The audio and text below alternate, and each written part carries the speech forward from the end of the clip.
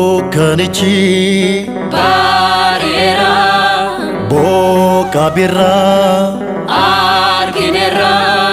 galatasaaf qophoofneerra Waaqayyotti gammaanne oolmaa isaatiif maqaa isaa ni jajanna oolmaa isaatiif gammaanne aarsaa ni dhiyeessina oolmaa isaatiif gammaanne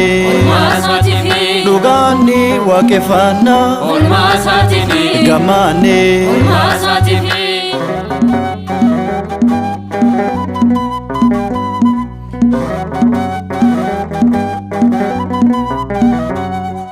lafa gogaa hunda jisee biqiltoota lalisisee tulluuwwanii mara qubsee hirmaatanii arjummaa sarraa bifa faayamanii arjummaa sarraa halluu gaarii uffatanii arjummaa sarraa mul'atu miidhaganii arjummaa sarraa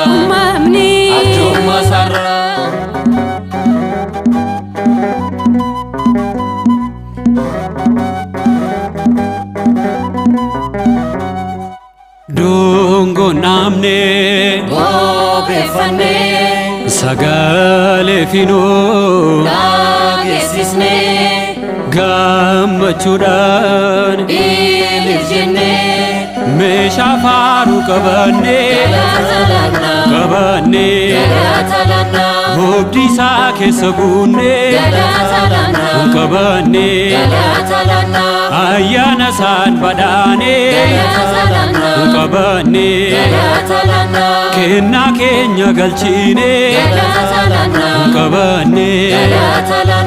bara eebbaa nuuf haa ta'u kan nagaa nuuf haa ta'u kan milkii nuuf haa ta'u eeyyee nuuf haa ta'u jaalalaan turaa nageenyaanii fooniif dhiiga isaa fudhatanii gonfoo jireenyaa qophooftanii jaalalaan turaa nageenyaanii bara eebbaa nuuf haa ta'u kan nagaa nuuf haa ta'u kan milkii nuuf haa ta'u eeyyee nuuf haa ta'u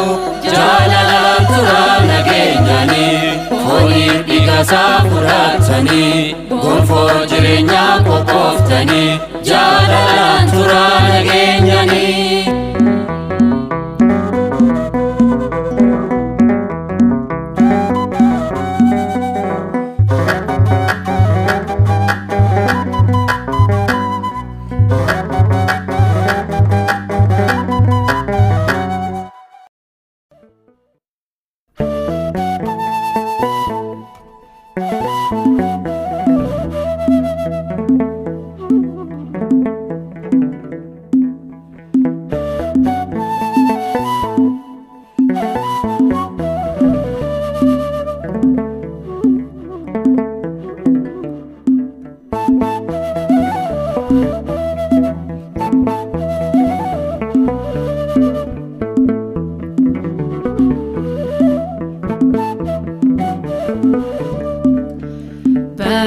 Barota baranjijirta baranjijirta Wanduma nidabarsita nidabarsita Olvado moti montota Barota baranjijirta baranjijirta Wanduma nidabarsita nidabarsita Olvado moti montota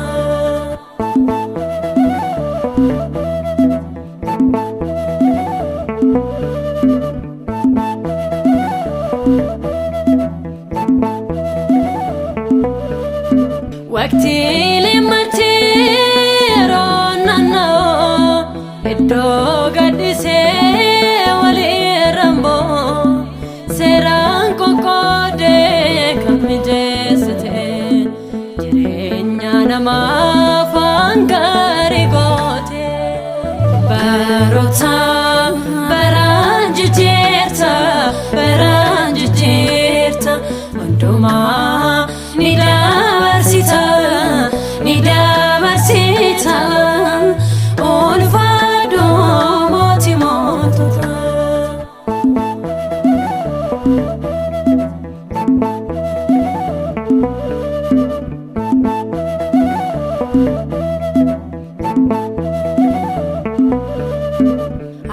Akadarara babo birra omorin nama dabarentara Dargain kabo kanke angota jalalan mote baranjerata Barota baranjijirta baranjijirta Wanduma nidabarsita nidabarsita Olvado moti montota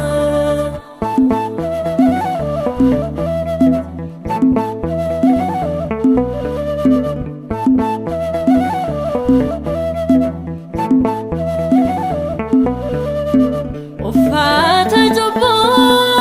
firrabatne kan kolkollumma fituffanne kan bara darbeef gabbe gallerra bifarada sifirerra Barota baranjijirta baranjijirta Wanduma nidabarsita nidabarsita Olvado moti montota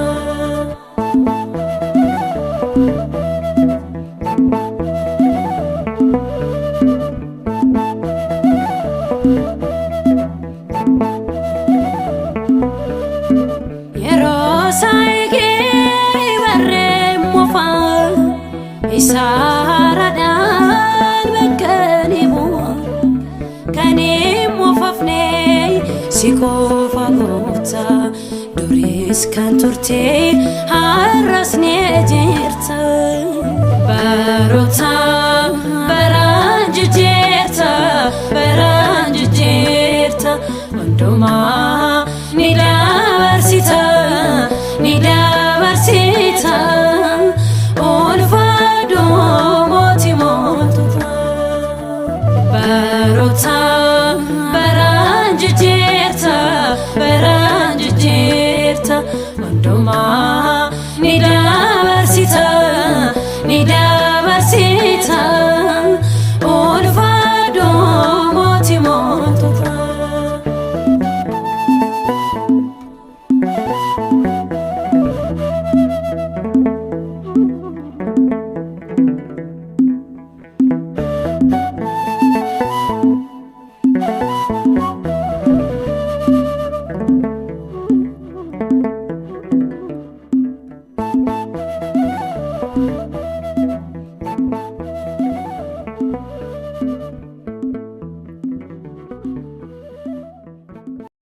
Maqaa Abbaa Ilmaa Hafuura Qulqulluu